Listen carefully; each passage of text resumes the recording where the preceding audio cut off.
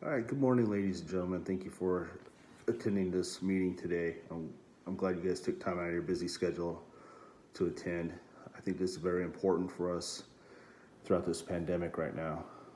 One of the things I want to talk about is operations management, how we can use it better, talk about some of the constraints that we've identified during this pandemic that has kind of decreased our productivity in student training, and some of the solutions to mitigate these constraints. As we all know, we're not producing or manufacturing products, but we're actually manufacturing aircrew members to go out to our customer, which is the flying operations unit, and to go out and do the mission for the Air Force. Without us, we're not going to have high quality airmen out flying and doing their job like we should. So a couple of problems that I identified here in the last couple months is the lack of available flight instructors to meet the demand of increased input of students, the lack of available training devices, the lack of lack of aircraft to train on, and also last but most important is the scheduling process or lack thereof. Productivity is our top priority. Even though we do not produce goods or services, we do produce quality soft aviators that are trained at the highest level and graduate to move to operational flying unit.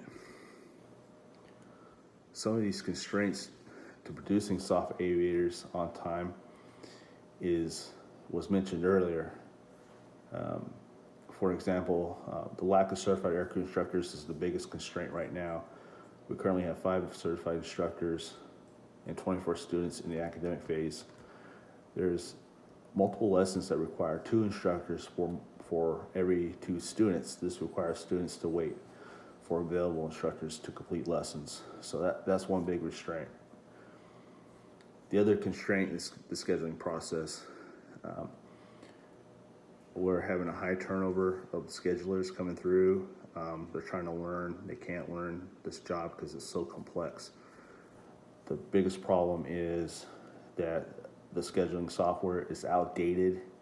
They're using old software that's been around since the early 2000s, and it's just not keeping up with the demand of aircrew scheduling, flying operations, and device scheduling. Also, the last constraint is the workflow. If we can get the workflow back on track, maybe use the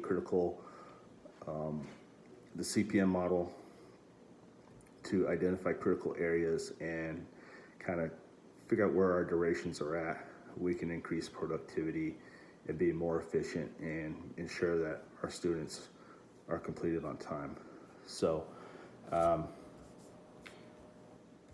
in summary, I have identified the constraints that have restricted our student graduation output to our customer: the lack of available instructors, the lack of training devices, the scheduling process.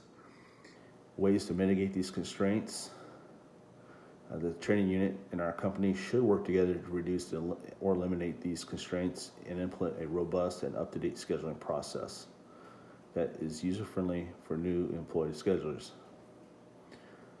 I would like to take this time to thank everybody in this room that took your time to listen to my presentation.